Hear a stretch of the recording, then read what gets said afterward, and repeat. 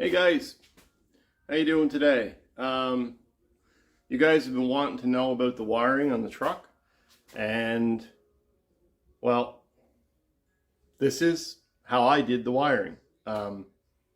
Anyway, stay tuned and I'll show you how I did it.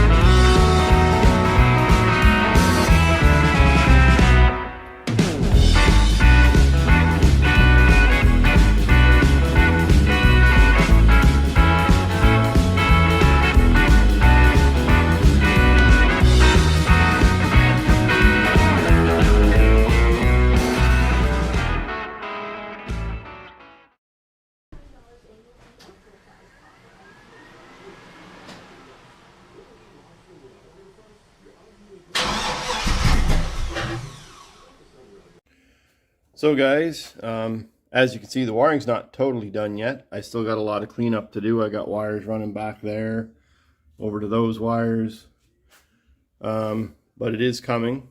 I originally wanted to use the plug-in that was on the back of this, and I did use the plug-in for a few of the wires, but not all of them. So what I ended up doing is I bought, if you can see down there, actually let me get you some light.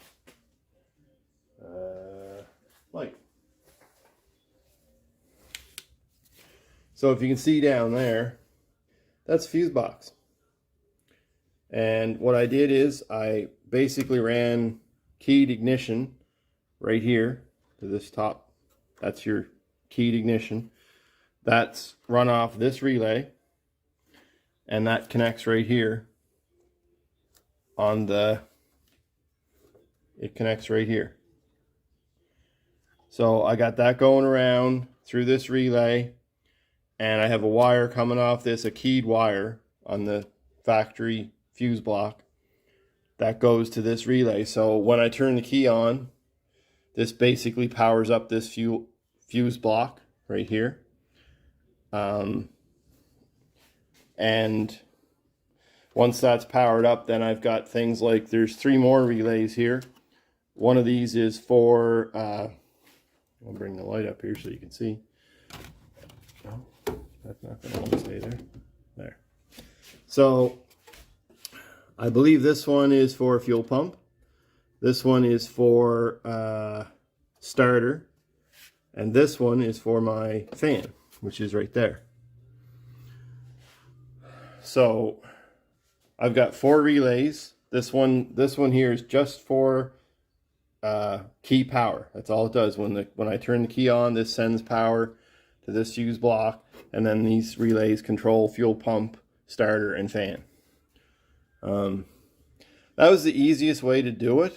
I tried to use this fuse block, but it was quite confusing. I'm sure if I had to spend a little more time at it, I could have figured it out, but I wanted to get the thing running, and this is how I did my other Colorado, and it worked fine. I had no issues with it at all. I drove the other one for like 2 years, and I never had a problem. It worked great, so I suspect I won't have any trouble with this one. I do still have to go through some of these wires here and over there. There's still a few things that I have to sort out, and I'm getting them sorted out. One thing I cannot get working, and I don't think I'll be able to, is my speedometer. And I think the reason why is because I'm not using my factory computer, the one that came with the Colorado. Because this truck, because it's a 2011, it had the factory computer here. It also had a transmission control module here separate. So I'm not sure if I'll be able to get the speedometer to work or not. It is registering the speed I'm driving, because when I have HP tuners hooked up to it, it registers. It works. So it's just not coming up on the dash, and I'm not sure why. I'm still kind of sorting that out. I may not be able to get it working. And if I can't, I really think I'm just going to end up installing a set of aftermarket gauges. Just a lot simpler to hook up. And yeah, that's probably what I'll end up doing, but we'll see. But yeah, it's coming along good. But that's basically how I did the wiring. Nothing fancy. All the pink wires come up here. They're all your keyed ignition wires. There's a few other wires you have to hook up. The brake for the clutch in the torque converter clutch. There's a single wire that has to come up and hook to this wire up here. Yeah, but it really wasn't that difficult. I would like to have my speedometer working, but if anybody out there can help me with that, I'd appreciate it. But I'm pretty sure I need that factory PCM for the Colorado hooked up and working in order to get that to work.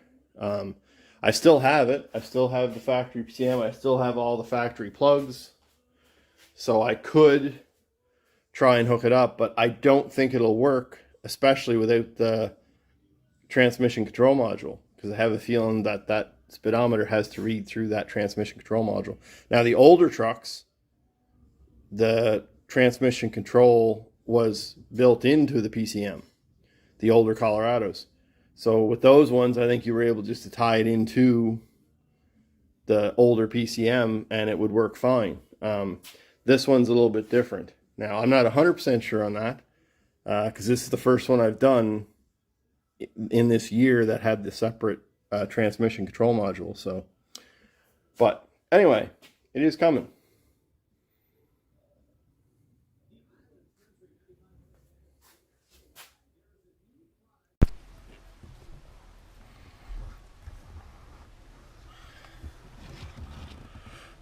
So, this is what I did for my starter button, and this switch, it says ignition, but it's not for the ignition. I'm going to use it for the fan. So when this is on, this light will be on. That'll tell me my fan's on. And this here won't start until the key's turned on. So, yeah. So I'm just going to fasten that up there. This was pretty simple to wire. There was, this is a feed. So I branched off here. This is the feed. And this is going out to my starter wire. Actually, it's going to go out to a starter relay. That's what it's going to go out to. But I really don't need to use that relay because this starter button is rated at 60 amps. And there's no way that that starter button or starter uses 60 amps on the solenoid side. Like so. So anyway, but yeah, and then this one here, this yellow wire is just going to go to my fan. And it's going to turn my fan on and off. So eventually I'll probably hook that fan up so the computer controls it, but for now I'm just going to put it on this switch, and we'll just mount that there, and that'll be good enough for the time being to get me up and running.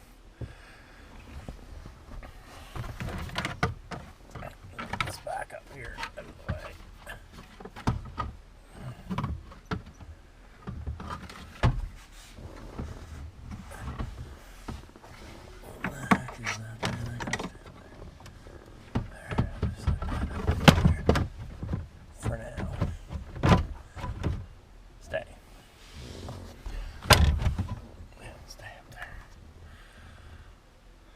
So we'll take that